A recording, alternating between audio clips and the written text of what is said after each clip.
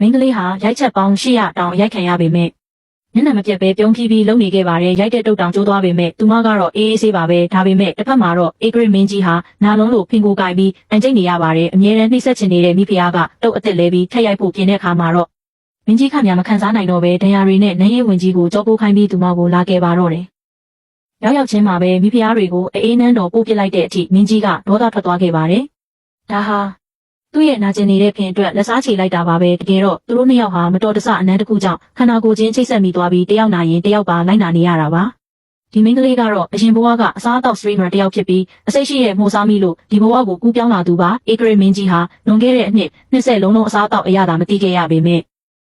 ဒီမင်းကလေးနဲ့မတော်တဆနမ်းမိရာကနေသူမစားသမျှအရသာတွေကိုသူပါလိုက်ခံစားနိုင်သွားပါတယ်